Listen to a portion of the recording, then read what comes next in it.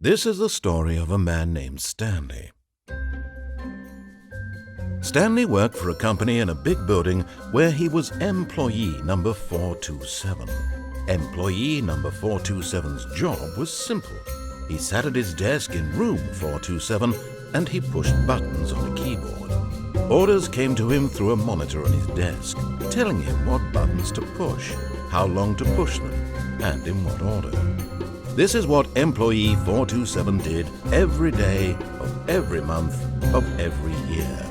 And although others might have considered it soul-rending, Stanley relished every moment that the orders came in, as though he had been made exactly for this job. And Stanley was happy. And then one day, something very peculiar happened. Something that would forever change Stanley. Something he would never quite forget. He had been at his desk for nearly an hour when he realized that not one single order had arrived on the monitor for him to follow. No one had showed up to give him instructions, call a meeting, or even say hi. Never in all his years at the company had this happened, this complete isolation. Something was very clearly wrong. Shocked, frozen solid, Stanley found himself unable to move for the longest time. But as he came to his wits and regained his senses, he got up from his desk and stepped out of his office.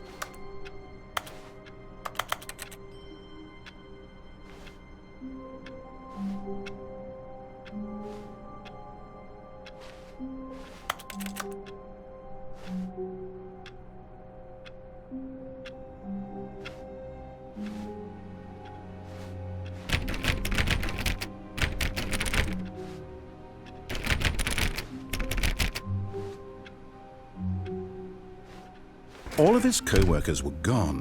What could it mean? Stanley decided to go to the meeting room. Perhaps he had simply missed a memo.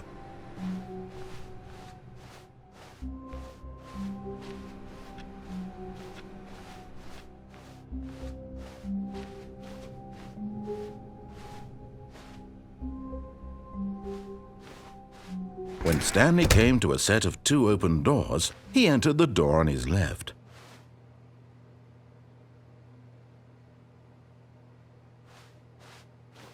This was not the correct way to the meeting room, and Stanley knew it perfectly well. Perhaps he wanted to stop by the employee lounge first, just to admire it.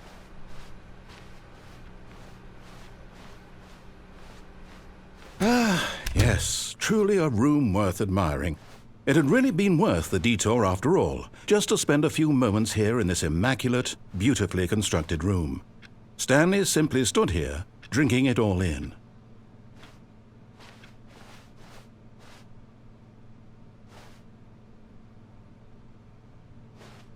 Yes, really, really worth it being here in the room.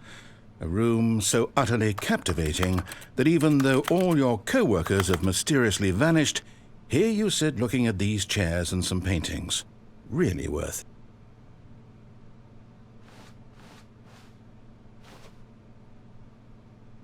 At this point, Stanley's obsession with this room bordered on creepy and reflected poorly on his overall personality.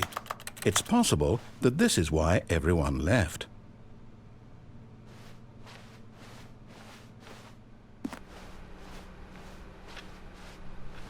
Stanley sat around waiting for more dialogue, but when a long time had passed and there was no more, he decided that the game was trying to send him a message. Stanley was so bad at following directions, it's incredible he wasn't fired years ago.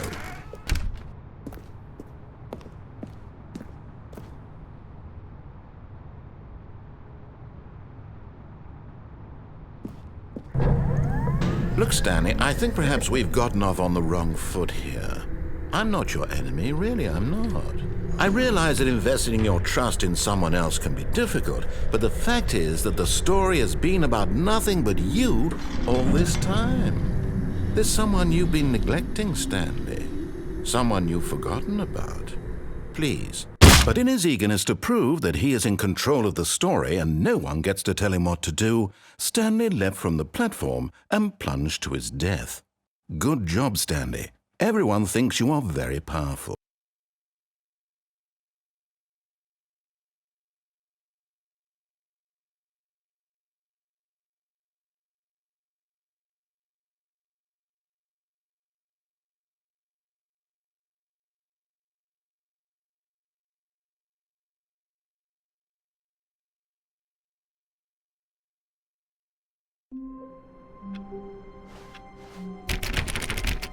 All of his co-workers... Oh, please.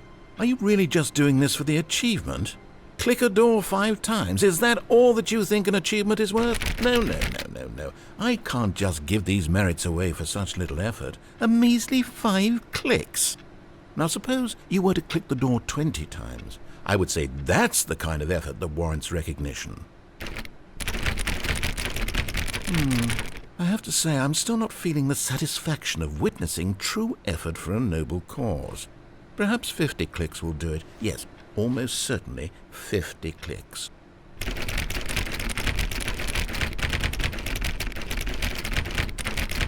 No, I'm still not feeling it. I want this achievement to have meant something. It has to be a true reward for valiant effort. I want to see some hustle, Stanley. I want to see commitment, a willingness to go all the way, no matter what the cost. Why don't you go put 20 clicks into door number 417?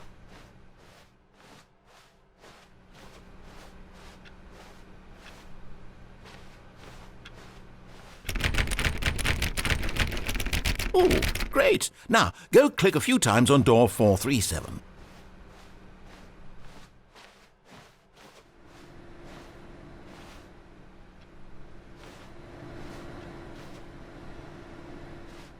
Excellent. I think we're getting somewhere. Now, door 415. Let's give it 10 clicks or so.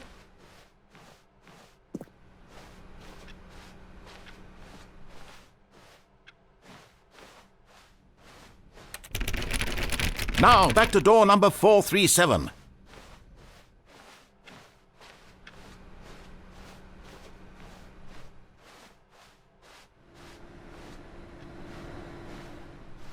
Let's see. How about you click on, well, I don't know, the copy machine? All right, back to room 417. I'm really feeling it now. I think we're getting somewhere.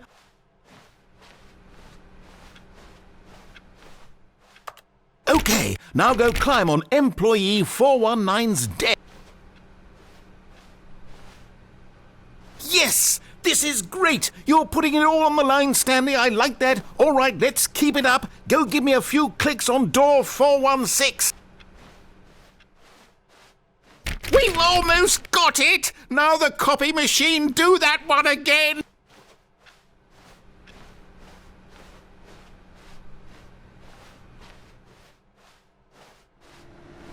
Finish it off, Stanley! 5 clicks on door 430! Yes! We did it! Oh, wow. That felt amazing. Oh, you really earned it, Stanley. Nothing could hold you back. Yes, I'm very proud of how far we've come today.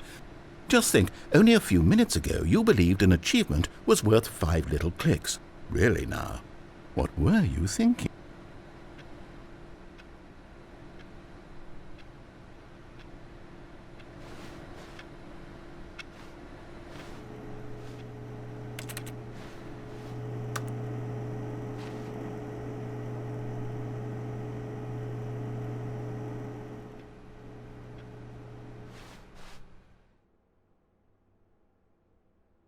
At first, Stanley assumed he'd broken the map, until he heard this narration and realized it was part of the game's design all along.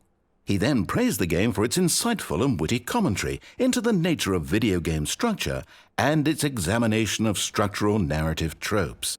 So, now that you're here, what do you think? Isn't this a fun and unique place to be?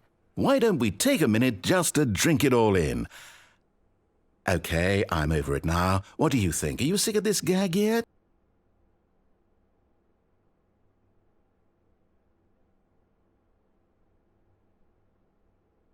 Ah, then in that case we'll continue. But now, here comes the real question. What do you think would have happened if you had told me that you wanted this to stop? Do you think it would have been particularly different? Would I have taken the same idea but rephrased it superficially to fit that answer? Perhaps you never would even have thought of it if I hadn't brought up the issue in the first place. Oh, now think about it. Will it be worth it for you to restart and then come back here just to do the other option? Clearly, this whole gag takes some time. What if the other option is even longer? How long will you spend in total just to have heard all the narration? Oh, and this is rich. Perhaps you've just played the other option, and now you've come to see what happens in this one. So, what do you think? Which choice was the better one? Imagine if you had selected Continue on your first playthrough, how tantalizing it would be not knowing what happens when you pick the other option. Indeed, you are one of the lucky ones, though if the other option is really miserable to listen to, then perhaps you're not. In fact, I'm just going to say that no one who's listening to this is lucky. Well now, I've built up the other options so much that I'm going to stop talking and leave you to your decision whether to come back here, continue with the game, or just sit in this spot forever and ever. Cheers.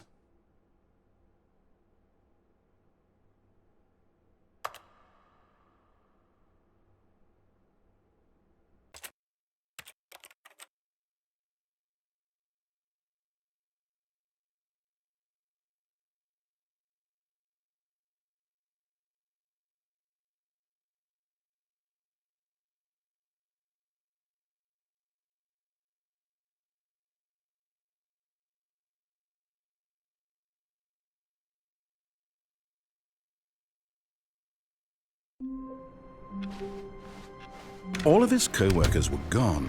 What could it mean? Stanley decided to go to the meeting room. Perhaps he had simply missed a memo. No matter how hard Stanley looked, he couldn't find a trace of his co-workers.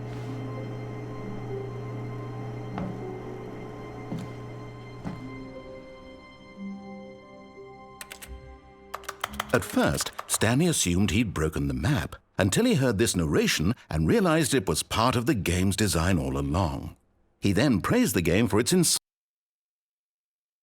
and witty commentary into the nature of video game structure and its examination of structural narrative tropes. So, now that you're here, what do you think? Isn't this a fun and unique place to be? Why don't we take a minute just to drink it all in? Okay, I'm over it now. What do you think? Are you sick of this gag yet? Well, I don't know how to say this politely, but you could literally just restart the game any old time you want, like right now. You could have done it just then. Now would also be an appropriate time to quit. Any of these points and so many, many more, all of them are appropriate. I'm enjoying what seems to be an internal conflict going on where you are literally unable to act on your own desires to restart the game. So, just to push the envelope, I'm going to try and make this as miserable as possible and see how long you can maintain. There once was a man named Stanley, who people considered so manly. But the truth must be told, he was not very old and was quite particularly gangly. What Stanley liked most was buttons. He pushed them like some kind of glutton. He did it all day in a meaningful way, but his brain had long ceased to function. Which is why he is in this parable and lives an existence quite terrible. And if you are not strong and keep playing along, you too will become quite unbearable. Yes. You too will become quite unbearable.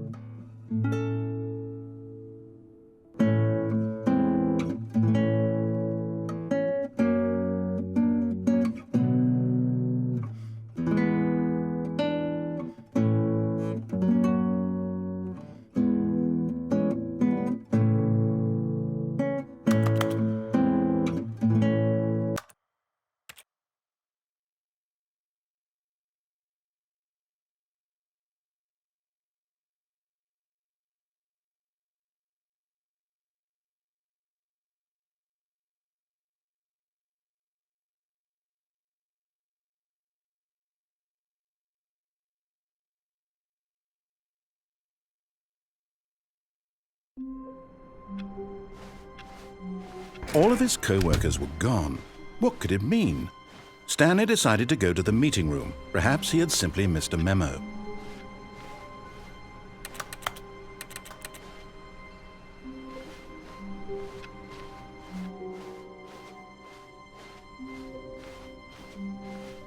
When Stanley came to a set of 2 open doors, He entered the door on his left.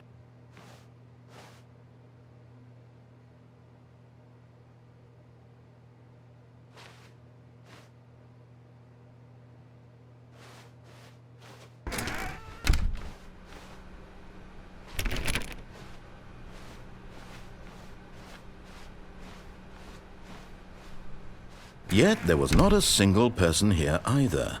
Feeling a wave of disbelief, Stanley decided to go up to his boss's office, hoping he might find an answer there.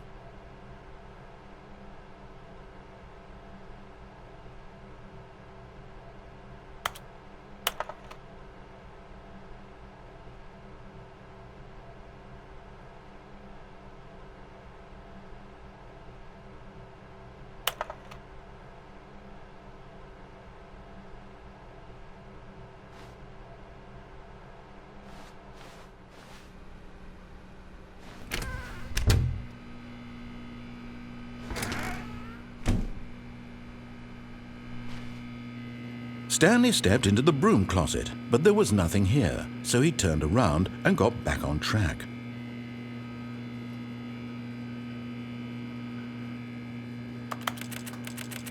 There was nothing here, no choice to make, no path to follow, just an empty broom closet.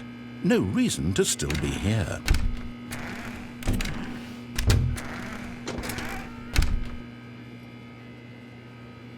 It was baffling that Stanley was still just sitting in the broom closet. He wasn't even doing anything. At least if there was something to interact with, he'd be justified in some way. As it is, he's literally just standing there doing sweet FA.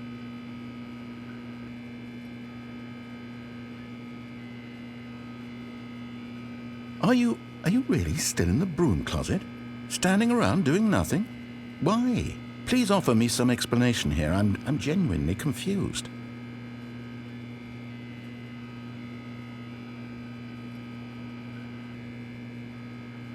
You do realize there's no choice or anything in here, right? If I'd said Stanley walked past the broom closet, at least you would have had a reason for exploring it to find out. But it didn't even occur to me because literally this closet is of absolutely no significance to the story whatsoever. I never would have thought to mention.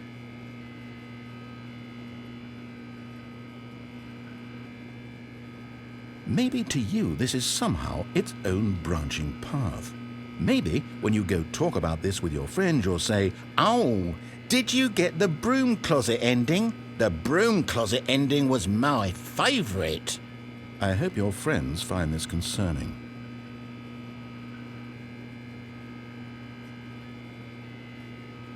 Stanley was fat and ugly and really stupid. He probably only got the job because of a family connection. That's how stupid he is. That or with drug money. Also, Stanley is addicted to drugs and hookers.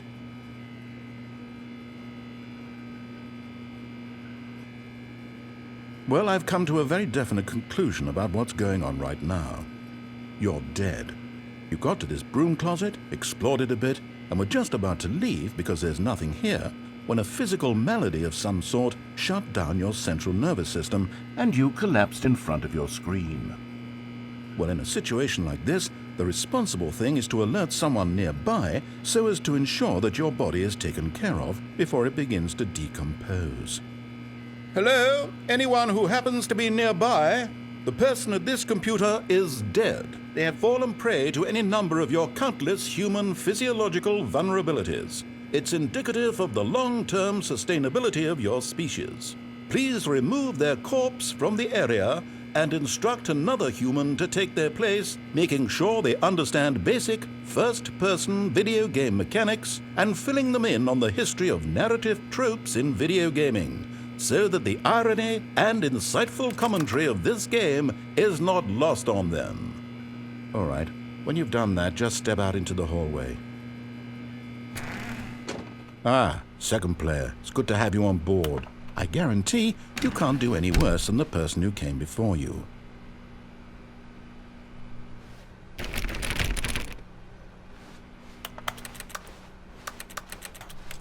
Coming to a staircase, Stanley walked upstairs to his boss's office.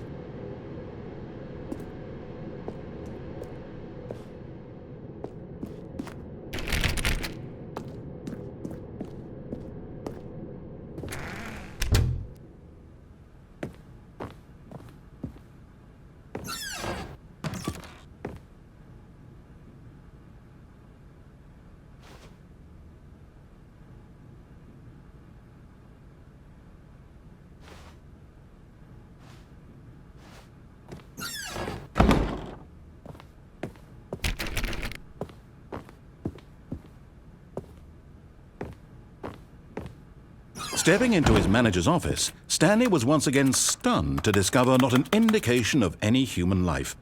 Shocked, unraveled, Stanley wondered in disbelief who orchestrated this, what dark secret was being held from him.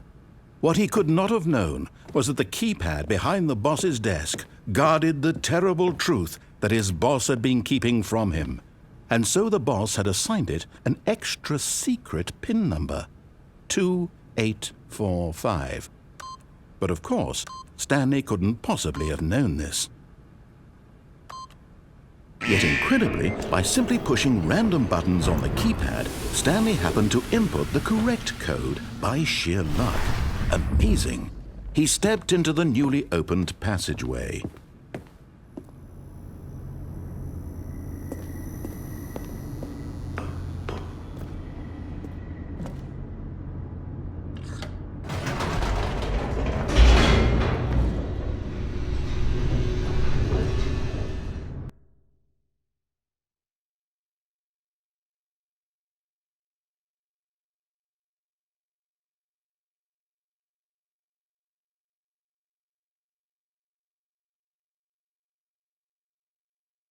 Descending deeper into the building, Stanley realized he felt a bit peculiar.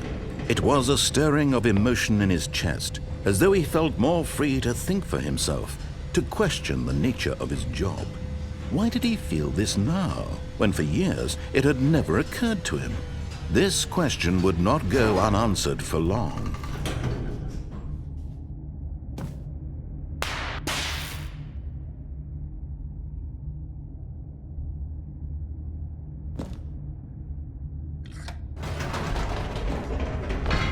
Whoops, nope, never mind. Stanley actually got back into the elevator and went back up. Silly me.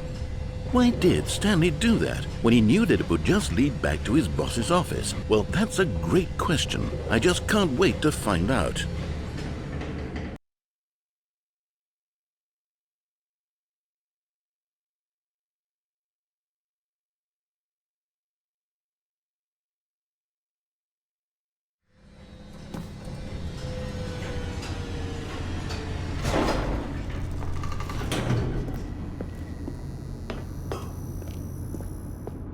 Here we are, Stanley. It's your boss's office. Exactly the way it was before you got onto the elevator. It's still just exactly what it is. What a decision you've made to come up here and look at the office again. This has fleshed out the plot of the story in new and fascinating ways I could have never anticipated. It's that keen eye for storytelling that you have, an incisive rapid fire of critical plot points, one after the other, weaving a rich tapestry of uncompromising narrative. Wow! I'm bolted to the edge of my seat. Incredible. Now he's getting back into the elevator and going down again. Ladies and gentlemen, how does he keep coming up with all of this?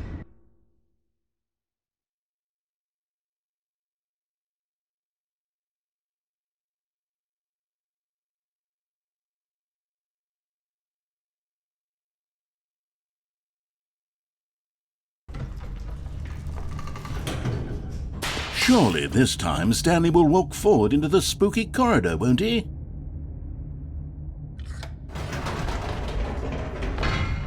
Did you think we were going to go forward down the spooky corridor? No. It's time once again to go back up in the elevator. I can't even begin to grapple with what might be up there. Is it the boss's office again? Or what if it's the boss's office this time? The suspense is killing me.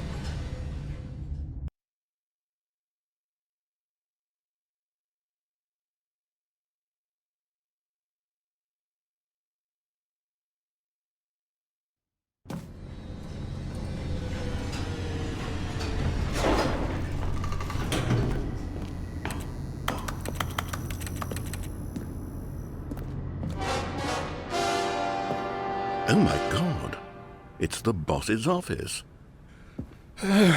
This absolutely changes everything for me. Give me a time out here for a minute while I process this.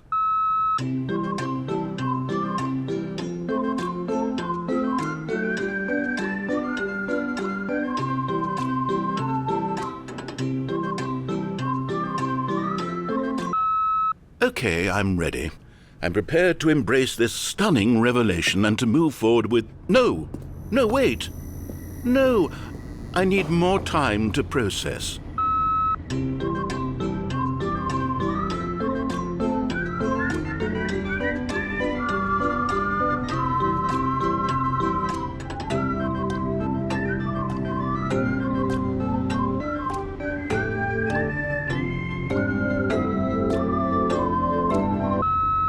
All right, I have fully come to terms with it. I have made space in my worldview for this astonishing new reality. As before, I turn to your expert eye for gripping narrative, Master Stanley. Of course, going back down in the elevator. How did I not anticipate it? I mean, sure, now it's obvious, but you have to understand that 30 seconds ago, this kind of thing had never been attempted before. I had no frame of reference to even anticipate it. That's just how revelatory Stanley's decision-making is, a breath of fresh air in a landscape of storytelling that has grown stale and repetitive.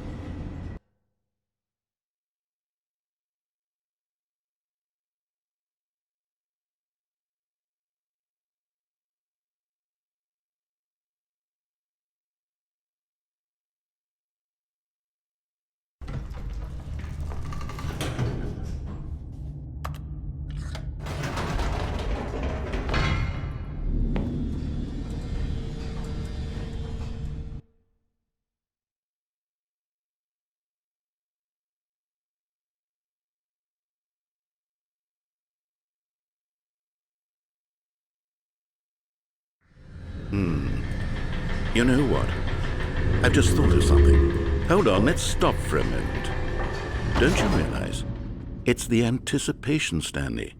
You and I, we have no way of knowing what will be at the top of this elevator. But the suspense, the agony of waiting and anticipating and having to guess, that's the real thrill. Oh, I simply don't want to let that feeling go. It's so precious, so fleeting. Why don't we take this elevator ride nice and slow? There we go. Isn't this so much more exciting? You know, Stanley, it seems like nowadays the only thing that audiences want is to be shocked as loudly and frequently as possible. They want big, explosive moments flung right in their faces from the very moment that things get started. But where's the tension? Where's the trust in the audience to build a slow and nuanced appreciation for the story, the characters? Why aren't we given time to imagine the surprises, to have to think and to anticipate and then to marvel at the eventual reveal? This is storytelling, Stanley. What you and I are doing right now. This is the most exciting narrative to be developed in years, and it's really all because of you. You're the one who took this bold step of revisiting the exact same locations over and over. Truly, I mean it. This is unique and different. It's not like anything else out there. You see, I want stories that surprise me, Stanley. I want to have to think. I want to be engaged and not pandered to. We're being fed such unimaginative drivel all the time, and we all know it, which is why we're so starved for content that makes us feel sharp and vital and alive. That's why people like you so much, Stanley, because you're not afraid to spit in the face of tradition. You're a role model, you know? People look up to you, which is why, though I didn't know when to spring this on you, but, well, I've gathered a little press conference for you so that you can talk about your work and your storytelling and your life. Yes, I know you're not much for the public eye, but I thought it would especially mean a lot to the people who have been following you from the beginning. They really look up to you, Stanley. I don't know if you realize the impact you have on them. This is the kind of gesture that might leave a tremendous impact on them for the better. Oh, good, we're here.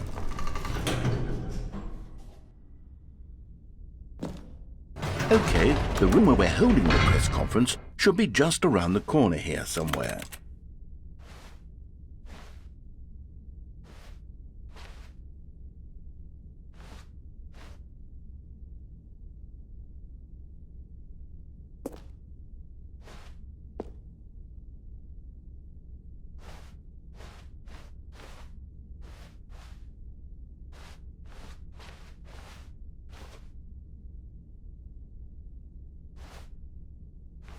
Ah, yes, here it is, just through this door.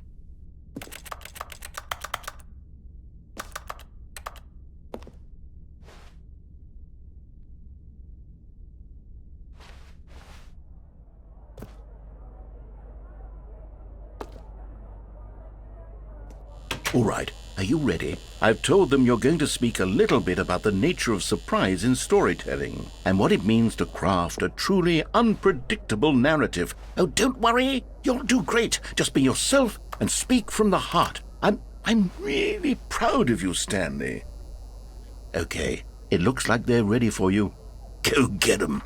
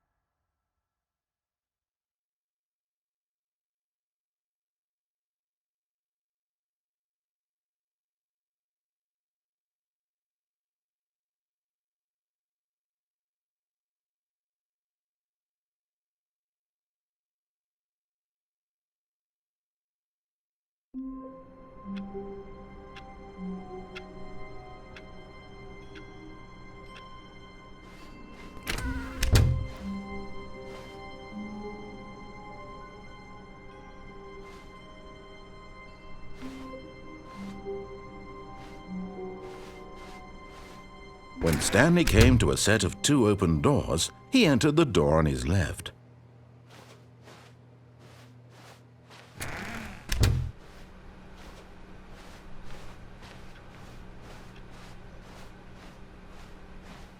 Yet there was not a single person here either. Feeling a wave of disbelief, Stanley decided to go up to his boss's office, hoping he might find an answer there. Oh no, not again. I won't be part of this. I'm not going to encourage you. I'm not going to say anything at all. I'm just going to be patient and wait for you to finish whatever it is you enjoy doing so much in this room. Please take your time.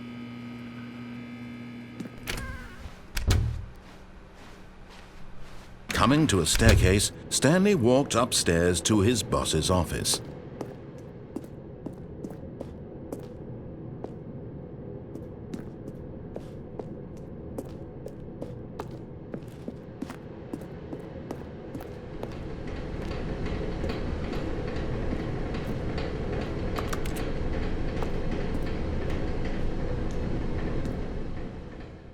But Stanley just couldn't do it.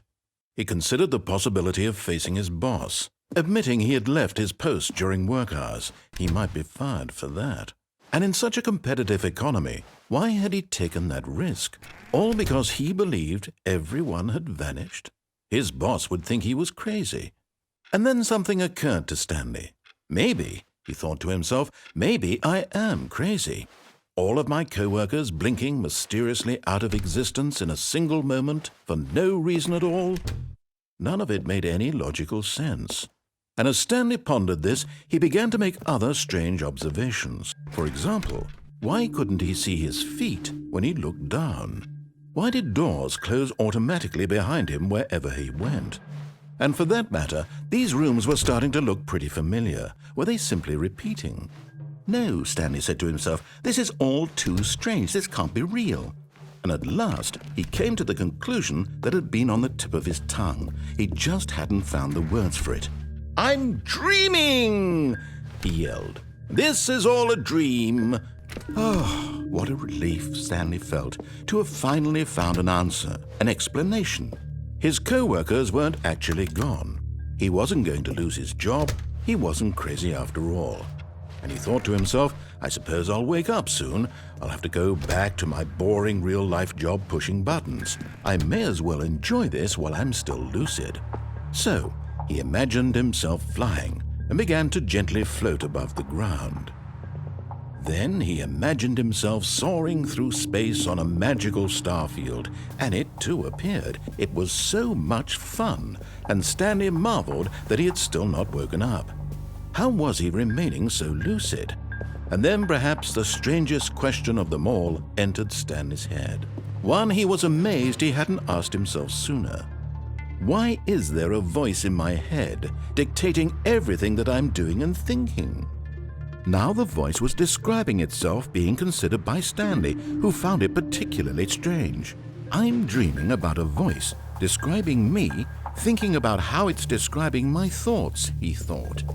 And while he thought it all very odd and wondered if this voice spoke to all people in their dreams, the truth was that, of course, this was not a dream. How could it be? Was Stanley simply deceiving himself, believing that if he's asleep, he doesn't have to take responsibility for himself? Stanley is as awake right now as he's ever been in his life. Now, hearing the voice speak these words was quite a shock to Stanley. After all, he knew for certain, beyond a doubt, that this was in fact a dream. Did the voice not see him float and make the magical stars just a moment ago? How else would the voice explain all that? This voice was a part of himself too. Surely, if he could just... He would prove it. He would prove that he was in control, that this was a dream. So he closed his eyes gently, and he invited himself to wake up.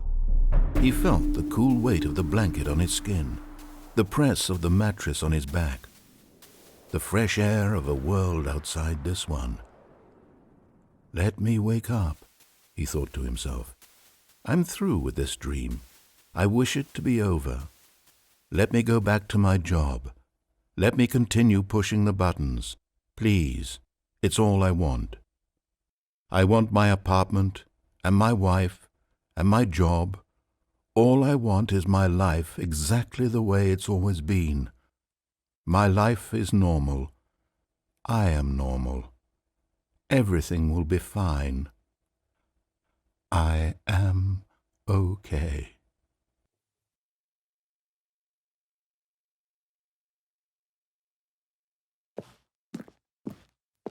Stanley began screaming. Please, someone, wake me up. My name is Stanley. I have a boss. I have an office. I am real. Please, just someone tell me I am real. I must be real. I must be. Can anyone hear my voice? Who am I? Who am I? And everything went black.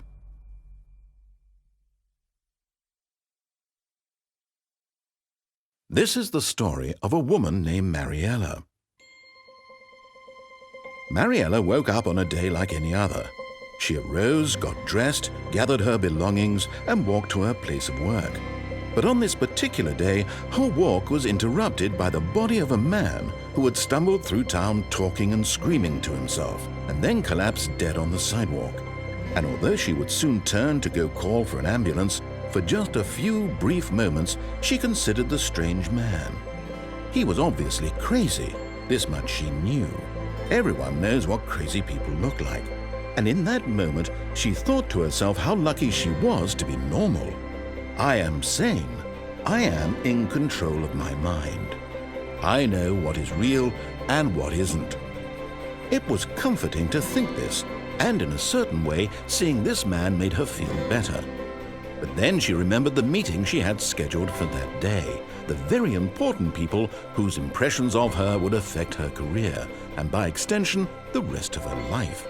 She had no time for this, so it was only a moment that she stood there, staring down at the body. And then she turned and ran.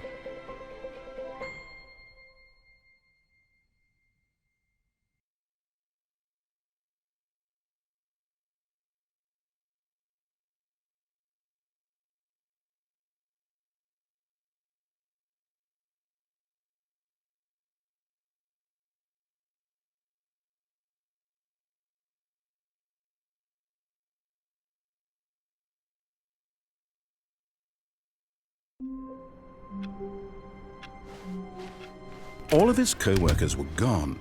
What could it mean? Stanley decided to go to the meeting room. Perhaps he had simply missed a memo.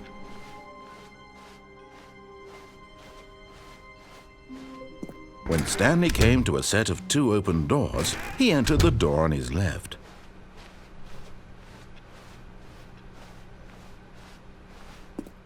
Yet there was not a single person here either. Feeling a wave of disbelief, Stanley decided to go up to his boss's office, hoping he might find an answer there.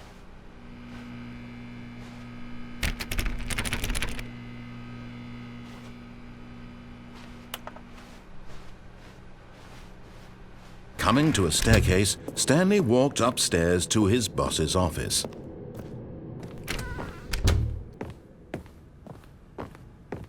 Stepping into his manager's office, Stanley was once again stunned to discover not an indication of any human life. What could it mean? Stanley wondered aloud to nobody. He began wildly tearing through papers on the boss's desk, pulling books off the shelf, looking behind paintings, desperate for clues to his situation. But his attention was caught by a keypad behind the boss's desk. What could its purpose be? In fact, this keypad guarded the terrible secret that lay buried below his feet. Stanley was in such a rush to get through the story as quickly as possible, he didn't even have a single minute to just let the narrator talk. That kind of anxiety isn't healthy, so he relaxed for a few moments with some calming New Age music.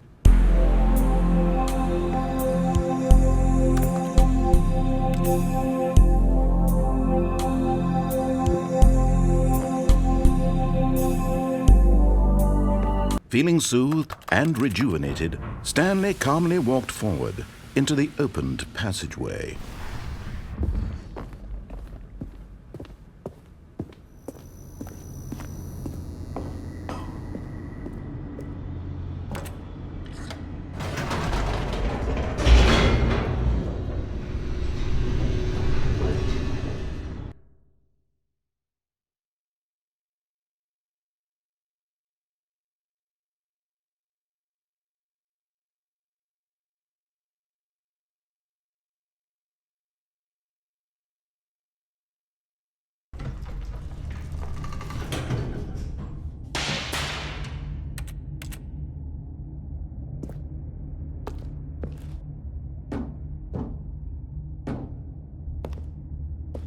Stanley walked straight ahead through the large door that read Mind Control Facility.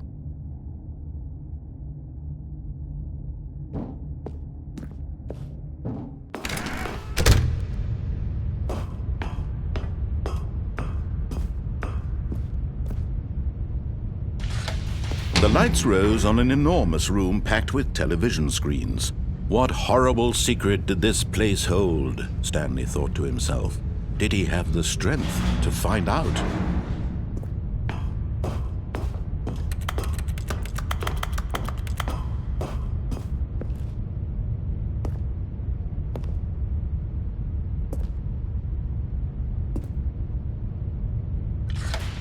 Now the monitors jumped to life, their true nature revealed. Each bore the number of an employee in the building, Stanley's co-workers. The lives of so many individuals reduced to images on a screen, and Stanley, one of them, eternally monitored in this place where freedom meant nothing.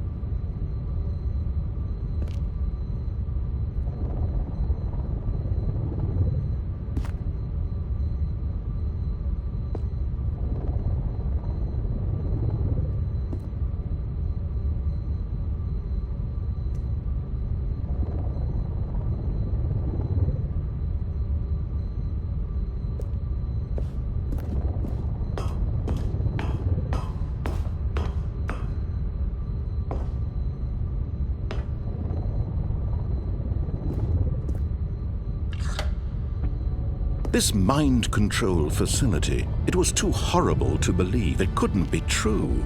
Had Stanley really been under someone's control all this time?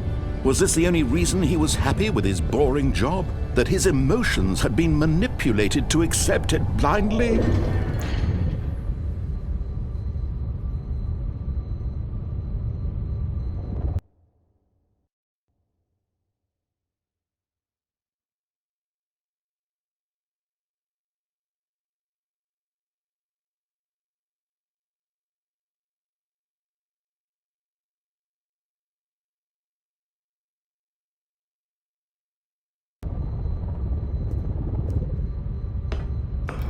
No, he refused to believe it. He couldn't accept it. His own life in someone else's control? Never! It was unthinkable, wasn't it? Was it even possible? Had he truly spent his entire life utterly blind to the world?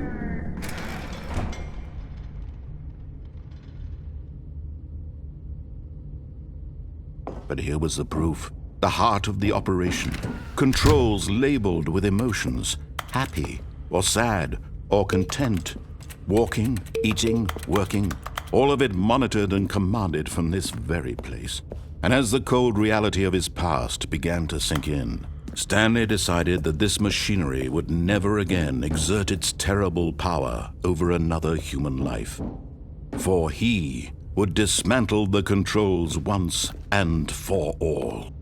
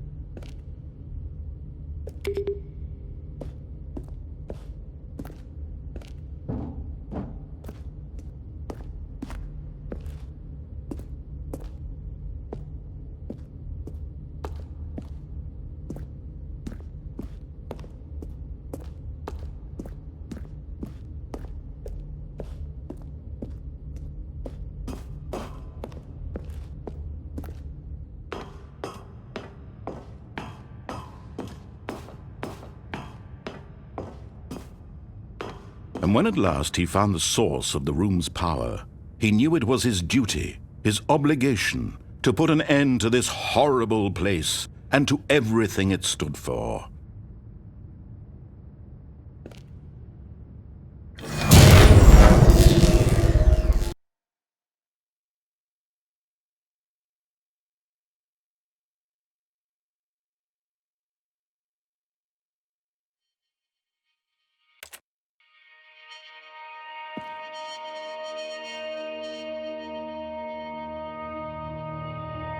Blackness and a rising chill of uncertainty. Was it over? Yes! He had won! He had defeated the machine, unshackled himself from someone else's command. Freedom was mere moments away. And yet, even as the immense door slowly opened, Stanley reflected on how many puzzles still lay unsolved. Where had his co-workers gone?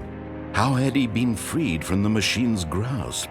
What other mysteries did this strange building hold?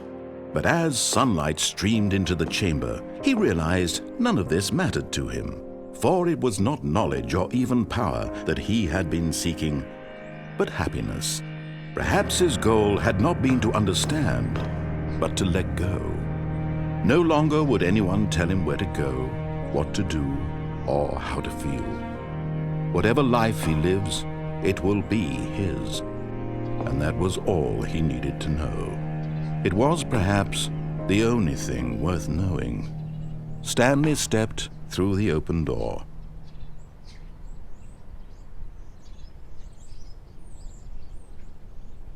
Stanley felt the cool breeze upon his skin, the feeling of liberation, the immense possibility of the new path before him.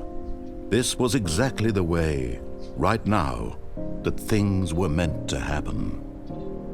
And Stanley was happy.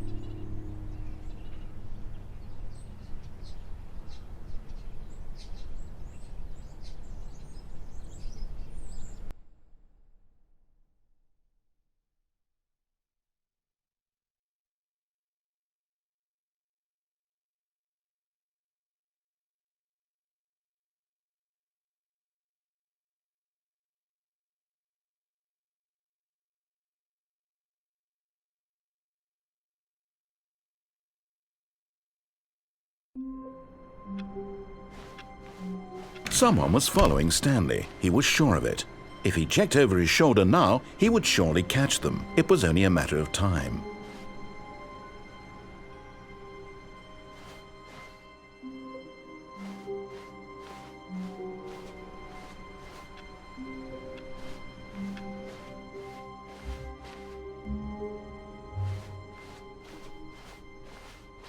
When Stanley came to a set of 2 open doors, he entered the door on his left. This was not the correct way to the meeting room, and Stanley knew it perfectly well. Perhaps he wanted to stop by the employee lounge first, just to admire it. Wow, yes, this room. What a beautiful room. What a gorgeous, gorgeous room. Thank goodness Stanley had taken this detour on his way to the meeting room. Life without having experienced this room was now too horrible even to consider. But eager to get back to business, Stanley took the first open door on his left. Stanley was so bad at following directions, it's incredible he wasn't fired years ago.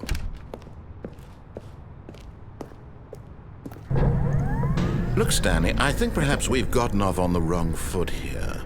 I'm not your enemy, really, I'm not. I realize that investing your trust in someone else can be difficult, but the fact is that the story has been about nothing but you all this time. There's someone you've been neglecting, Stanley. Someone you've forgotten about. Please, stop trying to make every decision by yourself. What? Really? I was in the middle of something. Do you have zero consideration for others? Are you that convinced that I want something bad to happen to you? Why, I don't know how to convince you of this, but I really do want to help you, to show you something beautiful. Look, let me prove it. Let me prove that I'm on your side. Give me a chance.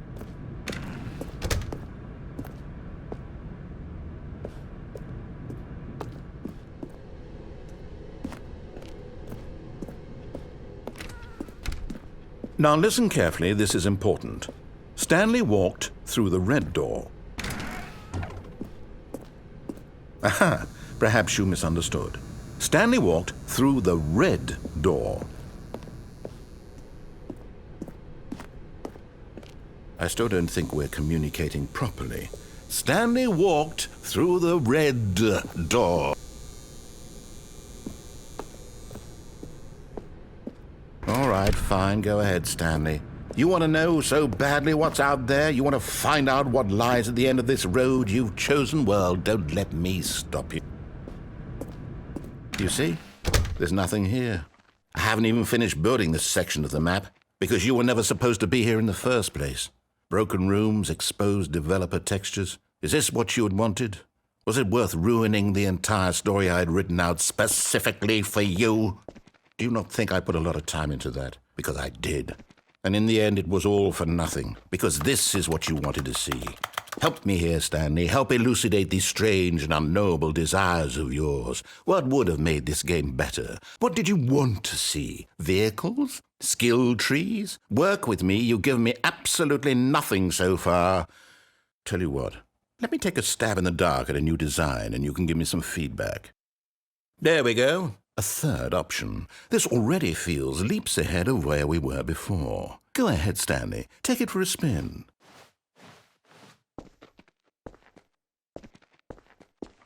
Okay, I'm going to stop you there. Now, tell me about your experience with this new version. Would you say that the game benefited from allowing you more choices?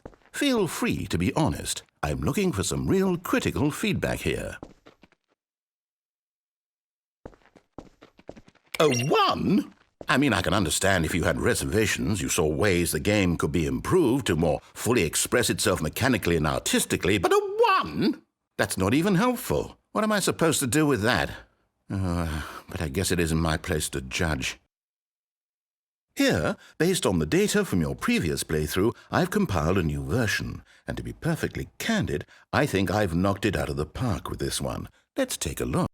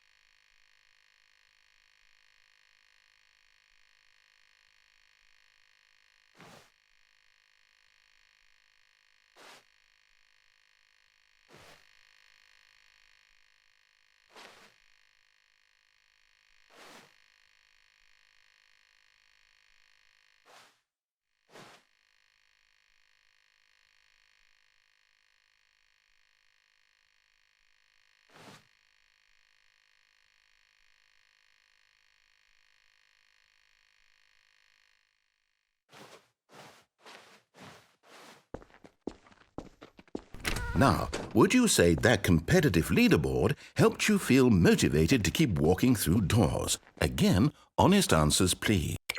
Hey, I nearly forgot. I've got a prototype of a new game I've been working on, and now would be a lovely opportunity to give it some playtesting. You wouldn't mind taking a look at it, would you? Perfect. Let me boot it up.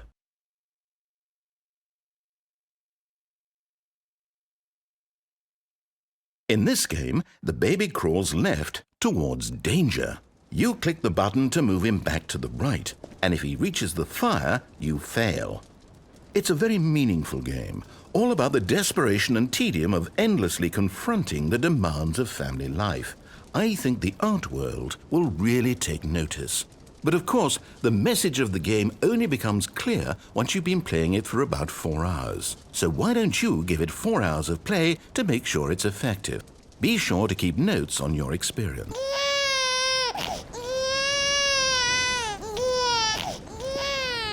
You heartless bastard. Did you do it because you hate babies or purely to spite me? Because if it's the latter, well, I don't know what to do. I'm completely out of ideas. I can't think of a single thing that might improve the experience for me. I'm not even going to try. I'm out, I'm done. It's over. Thank you for playing. Your input was extremely valuable. Oh, hey, since my game was so awful, why don't we play someone else's game, just to ease the pain? Let's see. What do we have here? Yes. This seems like it'll work. Let's give it a shot.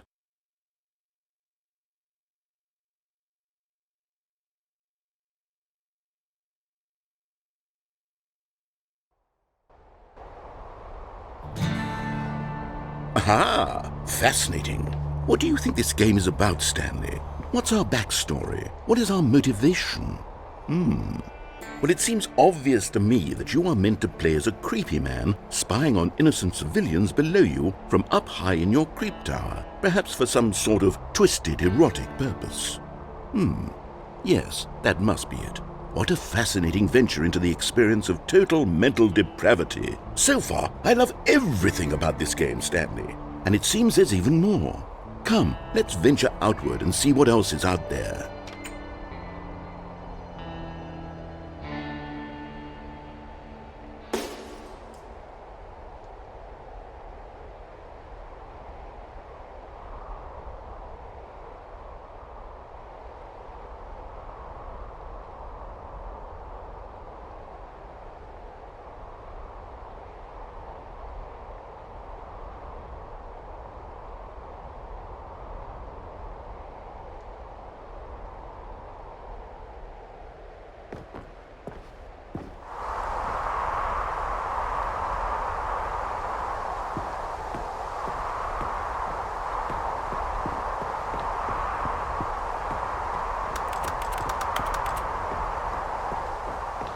Oh, no. No, it can't be. It is. It's an open world game. Good God, quickly, block it off. Oh, thank goodness, Stanley. What a close call. You nearly wandered off into that thing. That big, open, just wandering around. No right or wrong directions. No path to follow. You can just go in any... Oh, thank heavens we avoided it. We're out of the woods now, Stanley. Okay, I'm going to get us out of here. Let's find another game. Preferably something with walls. Something with nice, big, insurmountable walls. Okay, I think this will be just the thing.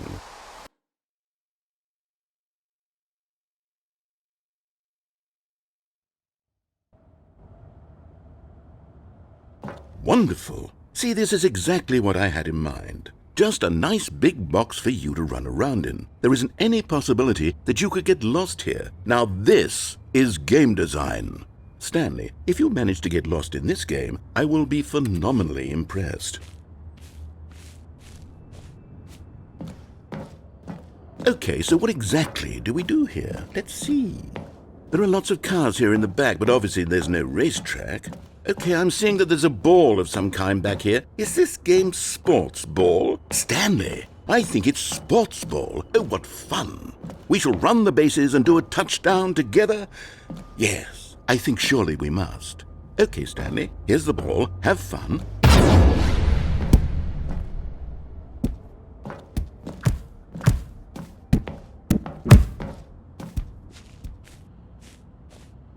Are you doing it? Are you winning? Is this fun? Is it better than my miserable little story that I worked so hard on? Stanley, I have a thought. And I realize I'm not a sportsologist, but if one ball generates a certain amount of raw adrenal pleasure, then surely multiple balls makes for an even more euphoric sports experience.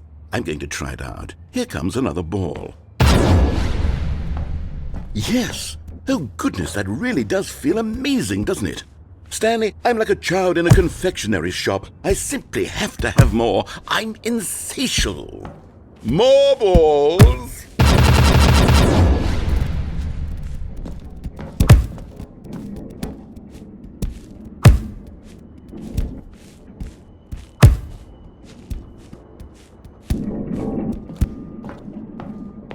Are you enjoying this, Stanley? Are you having fun? Is this a real video game? Well, I sure hope you're having a good time, because guess what? It's over.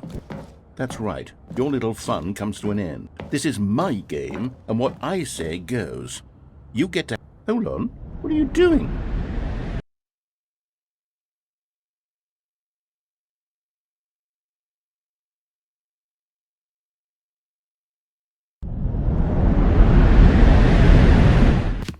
Stanley, don't do that. I can't follow you there. I can't help you.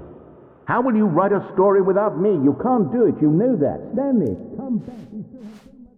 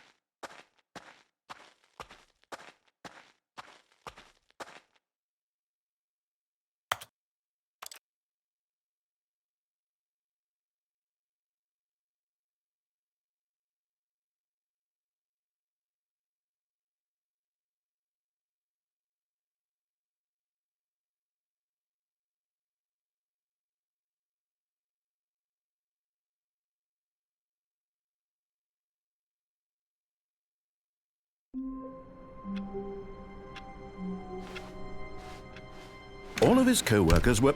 Wait, no. This isn't the right office, is it? Is this Stanley's office?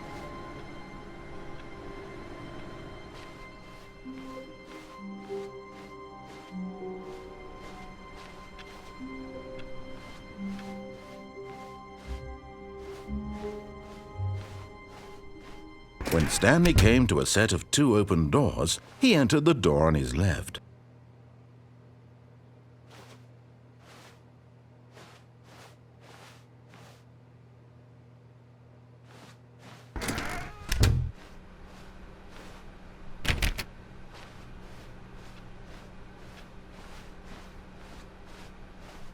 Yet there was not a single person here either. Feeling a wave of disbelief, Stanley decided to go up to his boss's office, hoping he might find an answer there. Coming to a staircase, Stanley walked upstairs to his boss's office.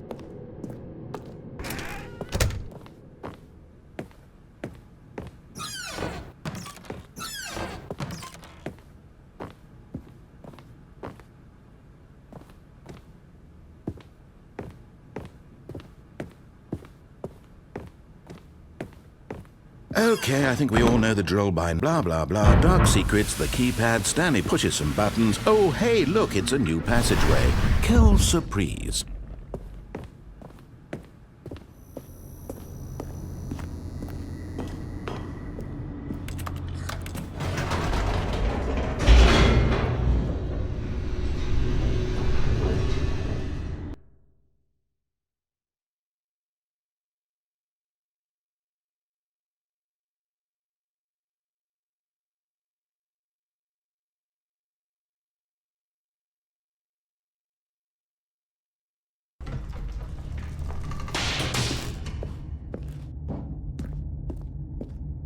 Stanley walked straight ahead through the large door that read Mind Control Facility.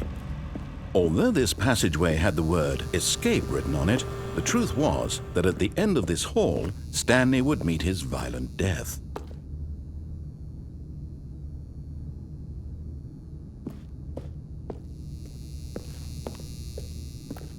The door behind him was not shut.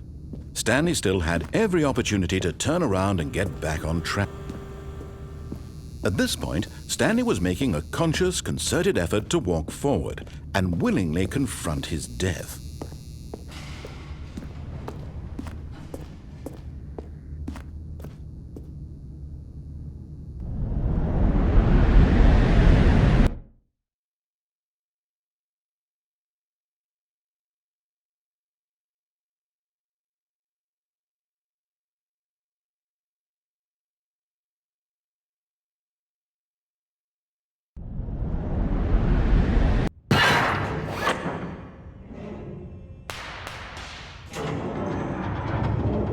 As the machine whirred into motion and Stanley was inched closer and closer to his demise, he reflected that his life had been of no consequence whatsoever.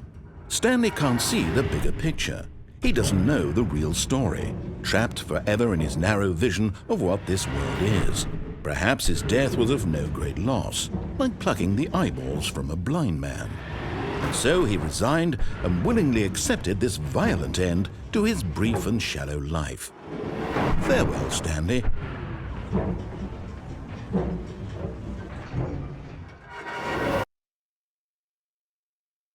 "Farewell, Stanley," cried the narrator, as Stanley was led helplessly into the enormous metal jaws. In a single visceral instant, Stanley was obliterated as the machine crushed every bone in his body, killing him instantly.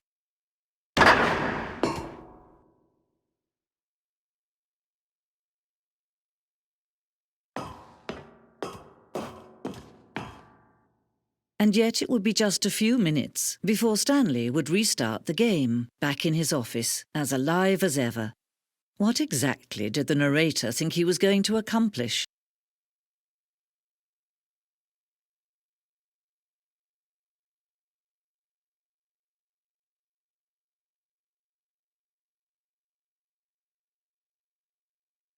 When every path you can walk has been created for you long in advance, death becomes meaningless, making life the same. Do you see now? Do you see that Stanley was already dead from the moment he hit start?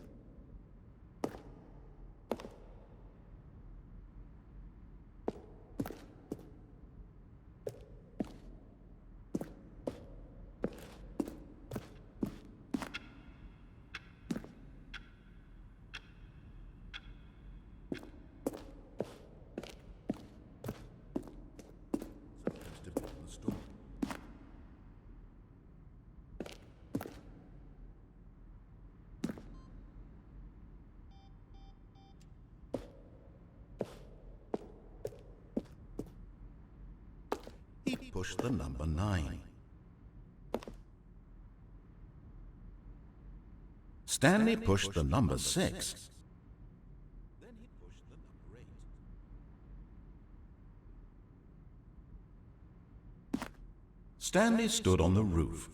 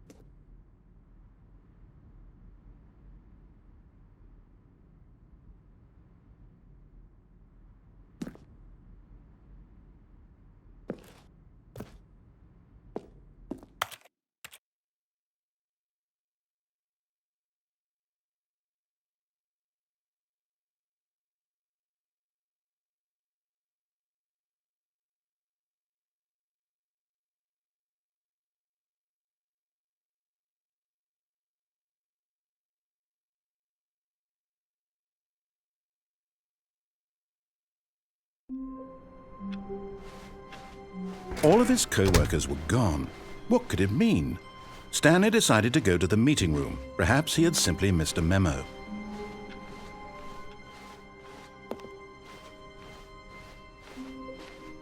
when Stanley came to a set of two open doors. This was not the correct way to the meeting room, and Stanley knew it perfectly well. Perhaps he wanted to stop by the employee lounge first, just to admire it. The lounge was sublime, a work of art.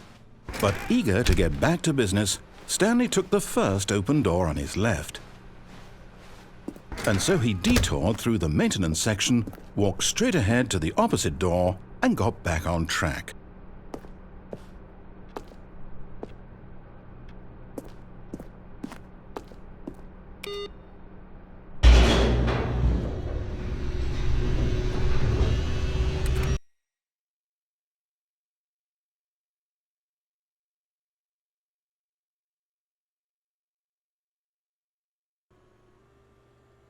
But Stanley didn't want to go back to the office. He wanted to wander about and get even further off track. So now in order to get back, he needed to go, from here it's, left. Oh, no, it's to the right, my mistake. No, not the right. Why would I have ever said it was to the right? What was I thinking? It's clearly... Oh dear, would you hold on for a minute, please? Now, let's see. We went down right, left, down, left, right. Yep, okay, yes. I've got it now. This story is absolutely, definitely this way.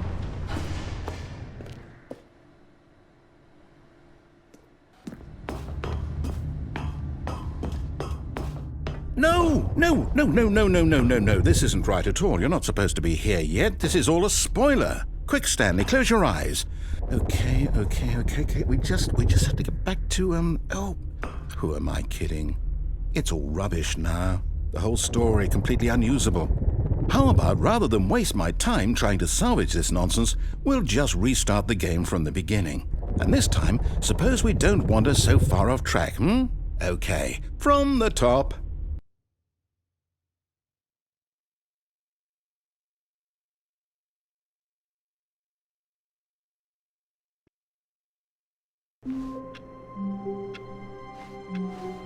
All of his co-workers were gone. What could it mean? Stanley decided to go to the meeting room. Perhaps he had simply missed a memo.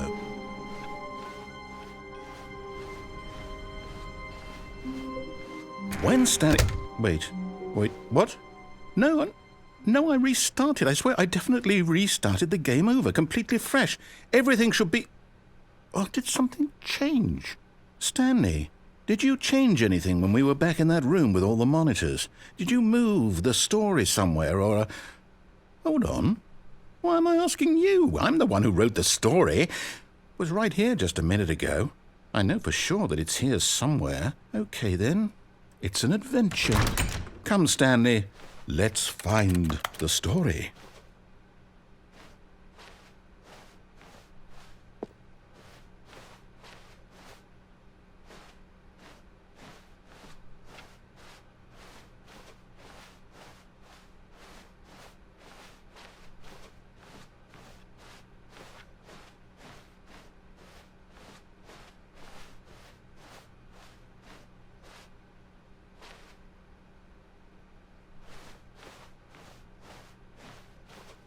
I'll say it. This is the worst adventure I've ever been on. I can promise you there definitely was a story here before. Do we need to restart the game again? Well, I find it unlikely that we'll ever progress by starting over and over again, but it's got to be better than this. Okay, let's give it a shot. Why not?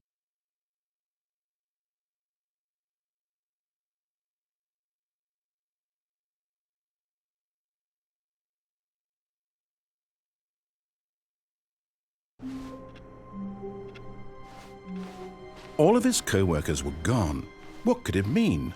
Stanley decided to go to the meeting room. Perhaps he had simply missed a memo.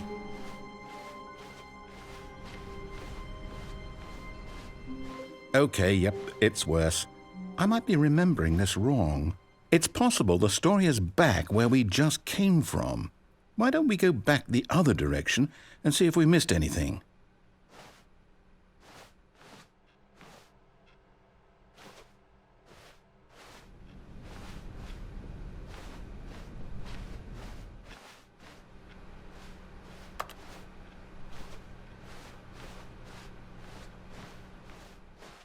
Aha! I knew we'd miss something. The story. Here it comes. No, wait, never mind. Not the story. Okay, let's head back the other way and retrace our steps.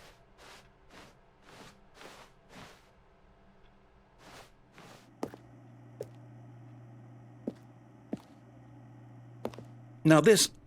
Well, I'll be honest, I don't recognize this place at all. Is this the story? I don't think so. I can't quite recall, but I believe my story took place in an office building. Is that correct? Do you remember, Stanley? Well, do you know what? Since I've completely forgotten what we were supposed to be doing, how about this? You win! Congratulations! I know you put in a lot of hard work, and it really paid off, so good job. Oh, no. No, I don't feel right about this at all. We both know you didn't put in any actual work for that win. Some people win fair and square, and this was not one of those situations. Okay, I'm getting weirded out by whatever this place is. I don't care what might happen this time. I have to restart.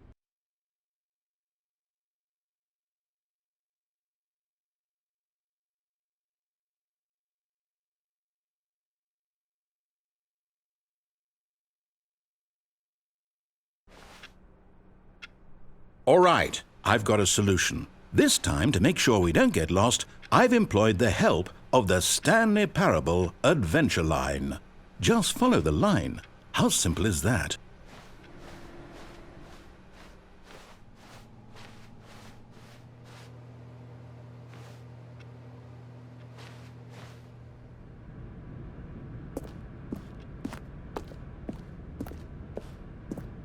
You see? The line knows where the story is. It's over in this direction. Onward, Stanley, to destiny. Though, here's a thought. Wouldn't wherever we end up be our destination, even if there's no story there? Or to put it another way, is the story of no destination still a story? Simply by the act of moving forward, are we implying a journey such that a destination is inevitably conjured into being via the very manifestation of the nature of life itself? Whoa. Hang on. That got a bit weird back there. Well, I'd like to apologize. Not sure where I was going with all that. You know what? I think what we need right now is a bit of music to lighten the mood.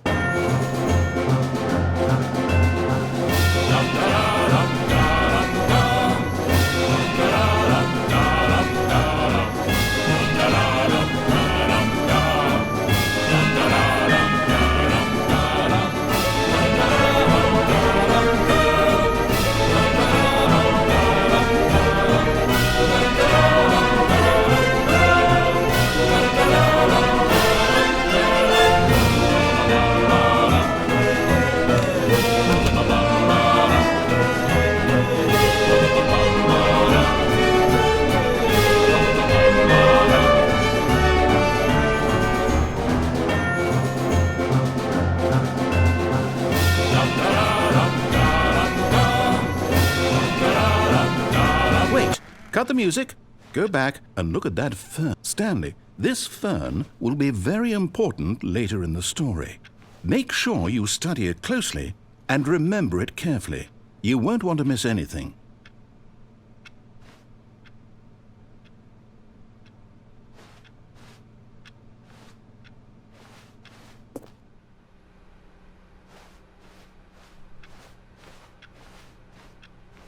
Wait, what?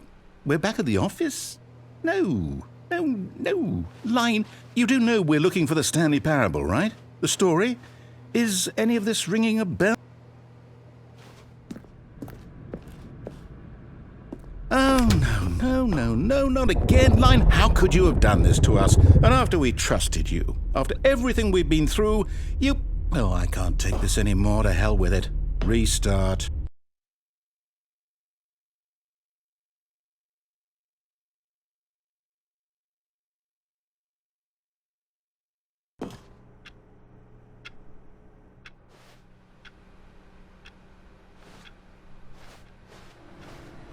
You know what, Stanley?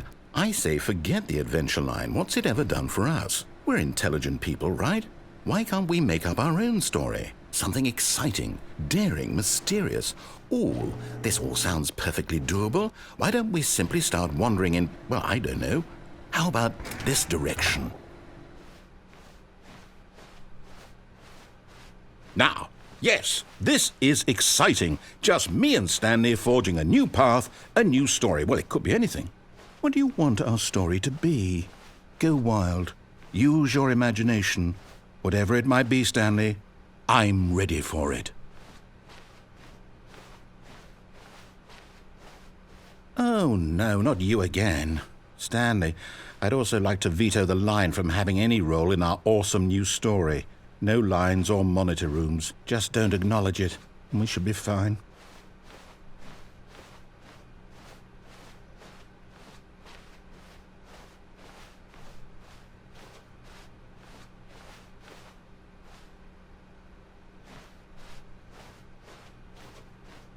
Ah, a choice. We get to make a decision. From here, the story is in our control. How important we mustn't squander the opportunity. In fact, I believe I need a minute to think here. Just walk in circles for a minute. Okay, so I know that each door has to lead somewhere, which means that somewhere, the place where we're trying to go, there must be a reverse door that leads here. And that in turn means that our destination corresponds with the counter-inverted reverse door's origin. So starting from the right, let us ask, will taking the right door lead us to where we're going? And since the answer is clearly yes, then by all accounts, the door on the right is the correct one. Another victory for logic. Come, Stanley, our destiny awaits.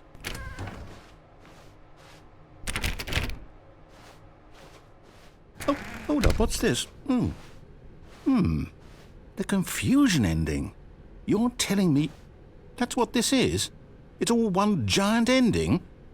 And we're supposed to restart the game, what, eight times?